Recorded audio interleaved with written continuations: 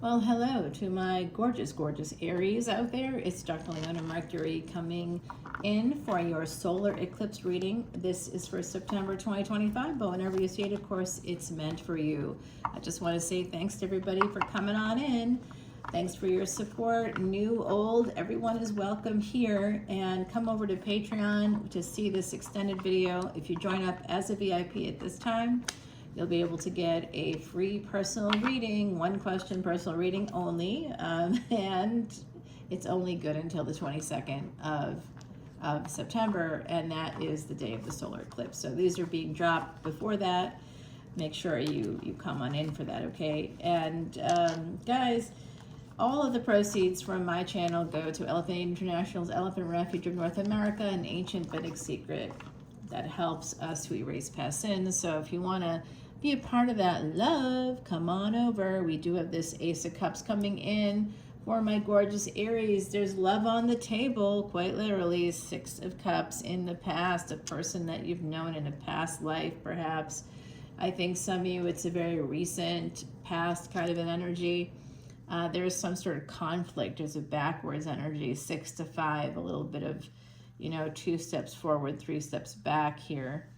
Possibly a conflict, maybe because somebody was already, someone had other choices. I see someone already was committed elsewhere in this situation, but love is the first card, and that's the strongest, and it's connected to a past life situation. So no matter what the conflict is, I really hope you guys work it out. Some of you met this person through the workspace, Aries, okay? I see it. Yes, and during the solar eclipse, which is happening between the 21st and 22nd, right before that is the autumnal equinox, or right after, I think. It's around that same time period, and it's a very powerful one. You are a fire sign, but you're the heir of fire. Now, when the sun is eclipsed, you definitely don't want to go out, especially Aries, any fire signs or any fixed signs.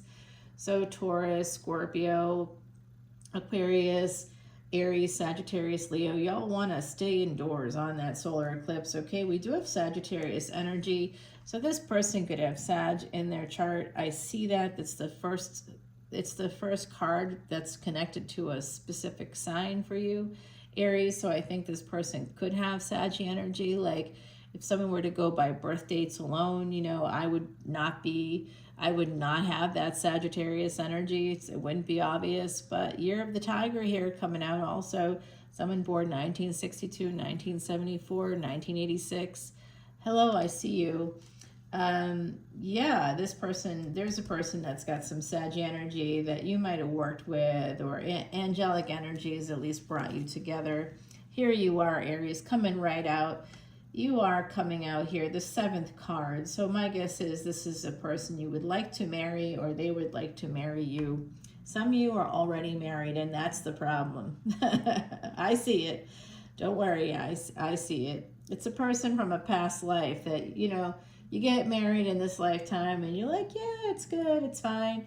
Half the time you're settling for someone that picked you. You didn't even pick them, they picked you, and you were like, oh, this person's asked me out, or oh, they're interested in me, or oh, the way that they look at me isn't like the way other people look at me, so I'm gonna go with them, even though you may, like, I think the majority of the reason why there's such a high divorce rate is because 50% of us are not marrying people that we're actually in love with. We're settling, we're looking at them because they're looking at us, and we think, oh, it's love, it's meant to be. Well, it's meant to be because you allowed it to happen. It's like if you fly by the seat of your pants, if you do a lot of that kind of, you know, it's good to be intuitive and to listen to yourself, but how many of you go to therapy and know the difference between your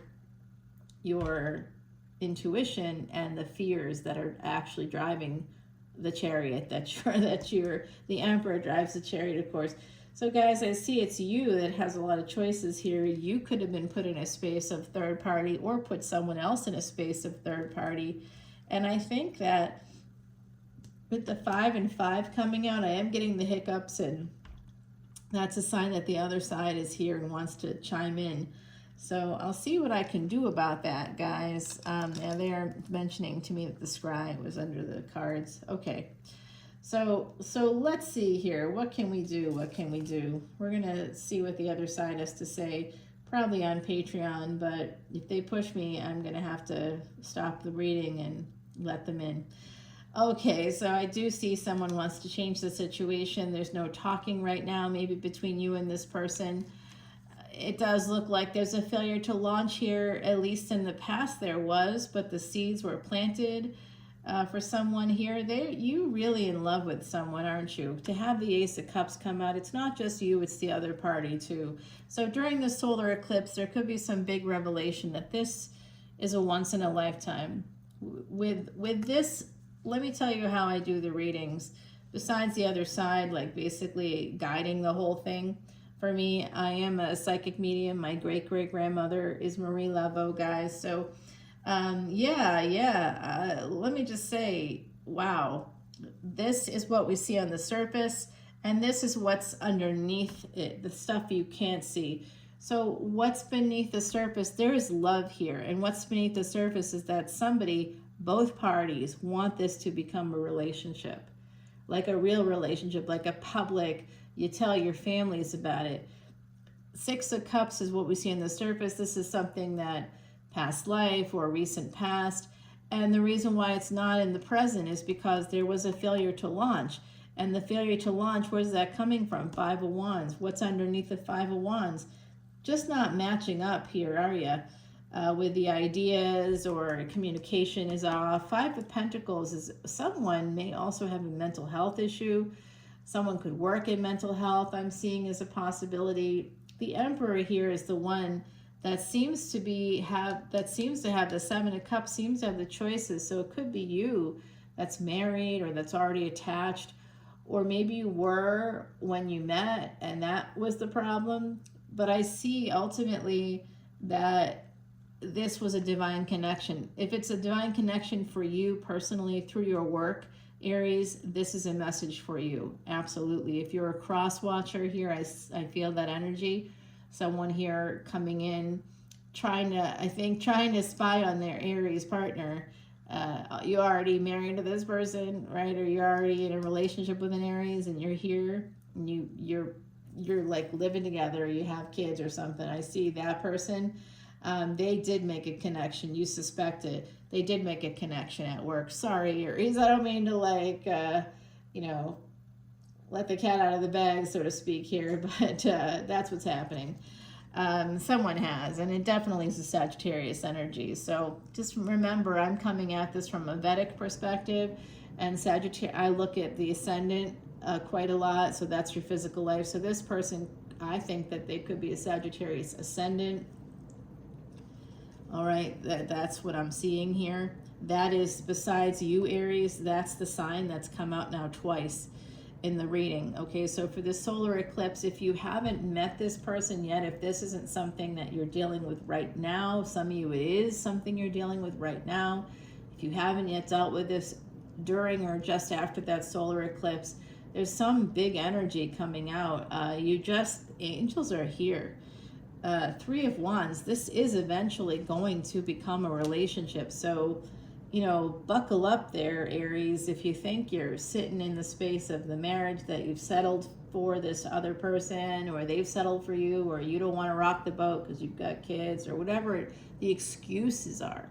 I don't want to hear the excuses, because I can see that the seeds have been planted. And here it is, Three of Wands. This is eventually, you have a divine connection. Don't ignore the divine connections in your life, and don't try to rationalize it as a human being. Don't think that you don't have that sort of sense of hubris that you know more than the divine, that you can even begin to guess, well, this book says this. Who wrote the book? It wasn't the divine. So I don't care what book you read that you believe is connected to. You got to acknowledge that humans wrote the books. The books are flawed. I don't care what it is or what religion, who it is. I'm a believer. Great. Good for me. But I also can recognize that human beings wrote those books, or they wouldn't exist. there was divine inspiration, there's divine guidance, sure, okay. In the meantime, if that were the case, there wouldn't be separate religions. If it was truly a singular divine entity that wanted all humans to recognize them or to see it, human beings use religion because they've used it and abused it through things like the Crusades. You know, you can't be killing people because they don't believe in what you believe in. That is absolutely cluster B. There's no right way about that. That's never right. Death is not something that any loving, omniscient entity is going to be requesting of tiny little humans. That's about greed. And because the entity that was running those crusades is the richest entity on the planet, you got to know that's right, you know? So there you go. Just be realistic about it. Don't use religion as a reason not to do this, because it is divinely guided, and it's actually an insult to the divine to have a human being say, well, that's not what God wants, when God is like sending you all these signals, all these messages. You came together in the only way you could, which I think was through the workplace. It looks like it's the Emperor's workplace, and the Emperor, which is you, Aries, looks like you have the choices. So you have a partner already, or you did, or you may have other people in your life. Maybe it's polyamory here with the Seven of Cups. Some of you might be at your core polyamorous or non-monogamous, and you want to say you're monogamous when you're really not. You know, you're like, well, I only sleep with one person at a time, but if you're sleeping with two or three people in a year, you're not really monogamous. You know, you're not really monogamous. You're not sticking with one person. You're tasting all the flavors, all the many flavors, right? Yeah, someone once said to me at a funeral, it was their father's funeral, and you got to watch folks when they're like, they lost a relative like that, a close relative. People get weird. I had someone after their mother died, they like totally used the fact that I cared about their mother to like try to meet me at a hotel, and they're like, hey, if you're going to be in town for business, I can come and see you, and maybe, you know, there was no at all mention of like dinners or anything like above board. It was all like, I could come to your hotel if you're coming into town for business and you're paying for the hotel. Why don't I just, you know, sponge off of that? I was like, ugh, gross. Get it together here. It's grief talking, you know. People will say weird things. At a funeral, someone once said to me, you know, hey, where are you staying? And I was like, well, I'm staying at this place, blah, blah, blah. And then they say to me, well, you know, I like ice cream. And I was like, yeah, okay. Yeah, ice cream is good. And I didn't realize that when they were talking about ice cream, they meant sex. I like ice cream. Yeah, ice cream is good, I'm saying.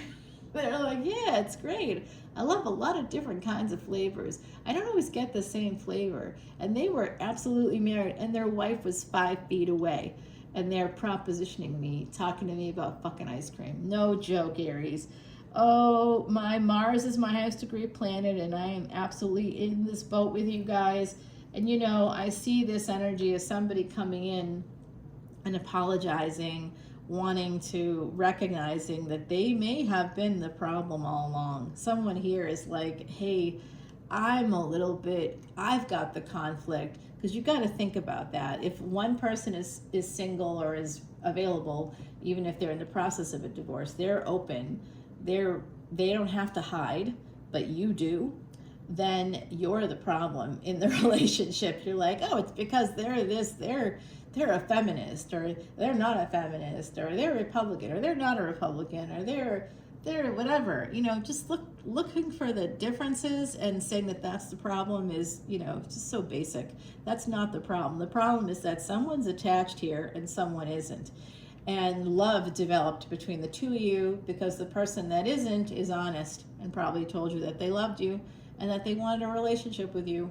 And, you know, if it's you and you're married, you know who the problem is then, Aries. I don't got to explain. You don't got to be a therapist to see that. What's up? Oh, the truth is out here. So it does look like there's a person that's in your life that you love and who loves you, and you both would like this to be a relationship. For some of you, it's beneath the surface. It's not something you want to show. Some of you may have confessed your love in the past, and now you feel angry or upset because the other person, maybe you feel like the other person has choices because they still said no. They only said no, and you're not talking because someone in the equation is still married and or in a higher level of commitment. And even if you're telling me, no, I'm not, we're just nesting partners, and no, I'm not, we're like roommates, but you got a marriage contract, no, that's a big no. Still got that marriage contract? No. Until you file for divorce, actually file for divorce. If people have actually, that's when you can say that you file for divorce. You're not yet divorced until you have a divorce decree.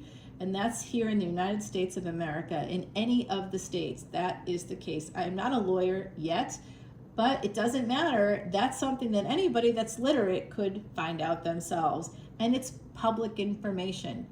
Unless the case has been sealed because of minor children that are named in the case, which is something a lot of people do. Fantastic, understandable. You'll still see that those people are divorced. You just won't see the details of the divorce, which is really very, very, very important. It's all public information, so this is stuff to keep in mind. Whenever I've got clients that say, oh, I met this great guy and this great girl, and they're divorced, but the ex is still around because it's not come through yet. And I'm like, how long have they been working on this? Oh, just recently.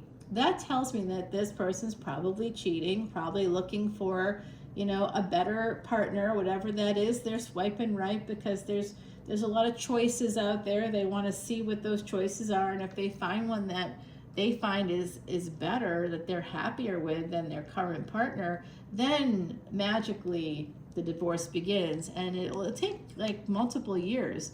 It could take up to 5+ years, sometimes 10, depending on the people. Slowly. This is a third party. I knew it. So someone may have even, like I said, either you work together or you contracted with each other.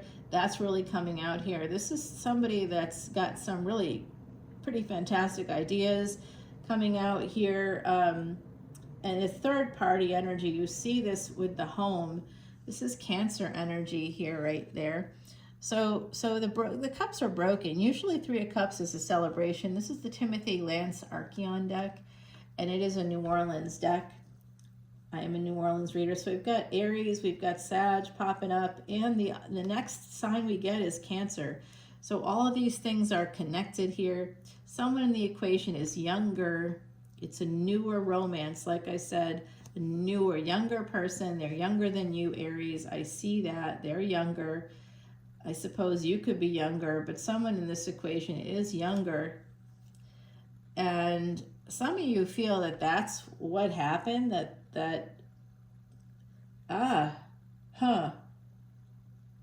well, somebody is self-sabotaging. That's for sure. That's what's causing the delays. That's the 3 and 3 here coming together with the 6. It's you definitely, and then we get the 7. That's a number 13 altogether right here in this lineup. And that's a karmic debt number for creating resistance. So someone here is sabotaged the whole thing, I think, by being in another relationship. And even if you reach out, because you really have this big passion for this person, you want to get together in their home. Someone here wants to go to the other person's house and F their brains out. The solar eclipse is coming through here, Aries, very slowly. Somebody wants to turn this all around. Because you know they love you and you know that they want a relationship with you, and if it's not you, it's the other person. Someone here could be, that's the exploitative aspect. Someone here could be trying to exploit somebody. Yeah. It's never a good thing when someone says, hi, I'm also a sociopath. I'm like, this isn't a support group. I don't really need to know your thoughts on your own diagnoses. No, I'm all set. Thanks for letting me know ahead of time. So Knight of Swords, this is about taking action. Someone may have come in with the wrong energy, like in the recent past, or you will be hearing from this person, or you're going to reach out to them. But as someone wants to heal, the fact that they know that they may have made some mistakes in this situation. The first one is, of course, being attached when you meet a person. Now, it happens, you know, we meet in the middle, twin flame energy, twin souls or soulmates. You might meet in the middle because when else are you going to meet? You got to live a little bit of life and you make the mistakes and then you're like, oh shit, I'm in the wrong place at the wrong time. I got to get over there. And then you meet this person, you know, then you meet the person that's the person. And someone here wants to heal and transform things. Some Scorpio energy now coming out and get back together again with this Ace of Swords. This is your third ace coming out. And yeah, communicate. Someone is manifesting. They just really miss the person that they love and they want to be with you. I think you want to be with each other, but it's not going to happen because it looks like if there's always a third party involved, it's not really going to work.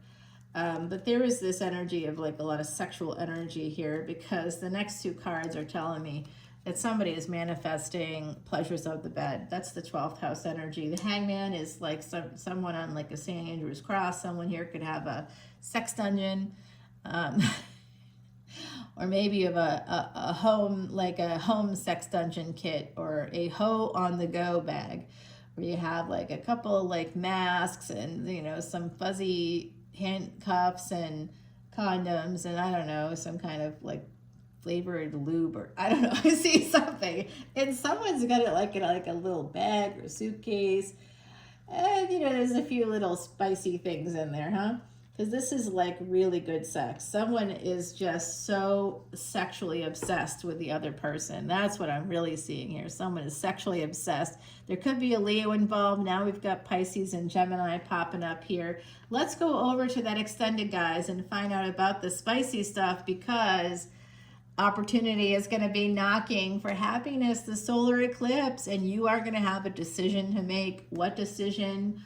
Or them, you know, which way are you going to go? I think there's a marriage here at stake and also one that with an Empress. Oh, you see that Empress coming out? Oh, right in the middle. And that Empress is attached to the 10 of Pentacles. So this is a person, if you're the Emperor, which you are Aries, this is a person that definitely has some ability to earn.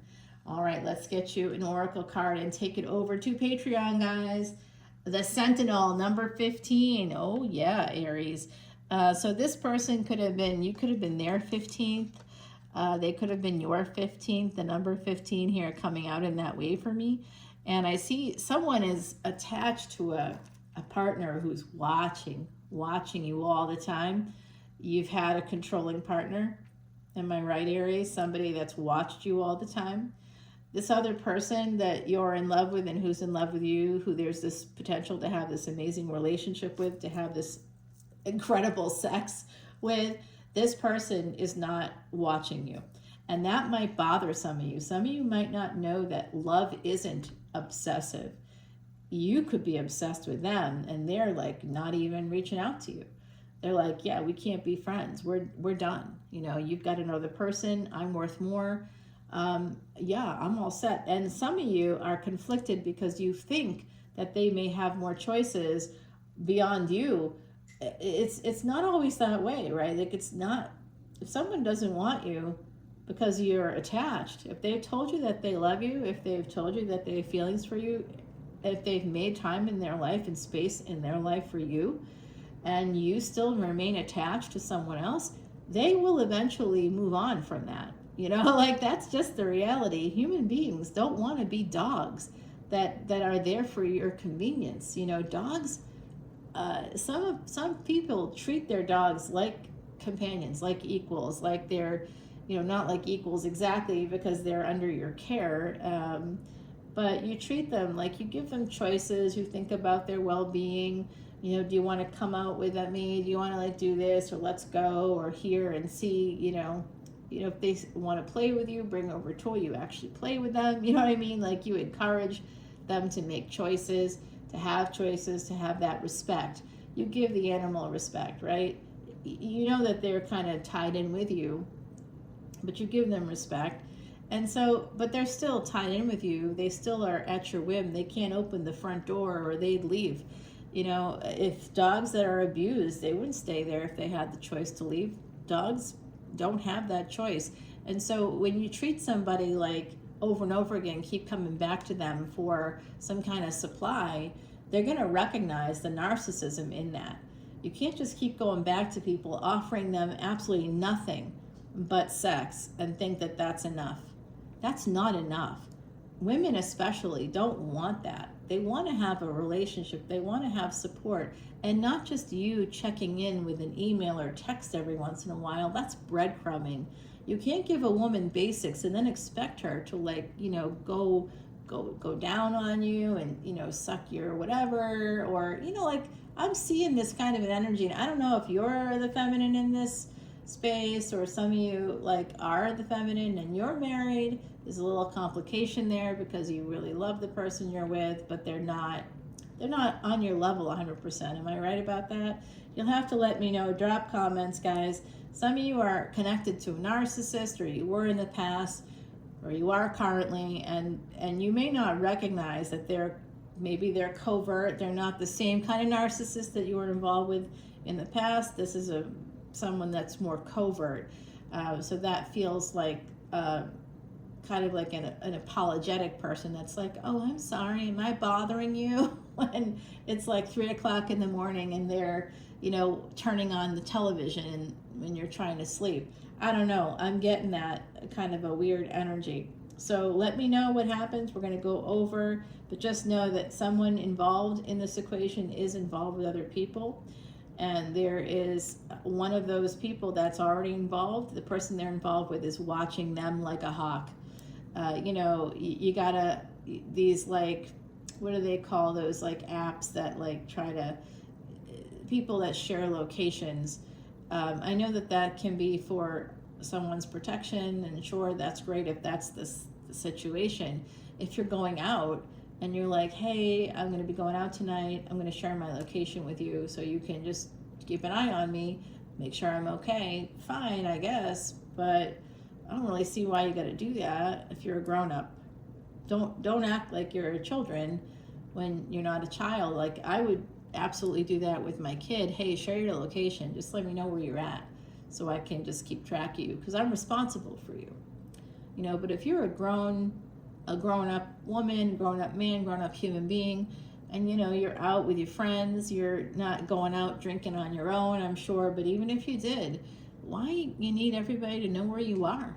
You don't got to share locations. Somehow human beings made it to this point without doing that, and it's just like a major breach of privacy, and it allows people that are more narcissistic, more controlling, to try to, like, find you. I need to know where you are at all times because I'm afraid you're gonna what? Get kidnapped, get killed, die. How? You're gonna prevent that by knowing where I am? You know, that's it, right? That's it. Did you hear that knock? Yeah. So someone in this equation is dealing with a sentinel. Good luck to that with that energy, and I'll see you over on Patreon. Come and help the elephants. Join me there. All proceeds go to Elephant Aid International's Elephant Refuge, guys. I'll talk to you soon. Bye, Aries.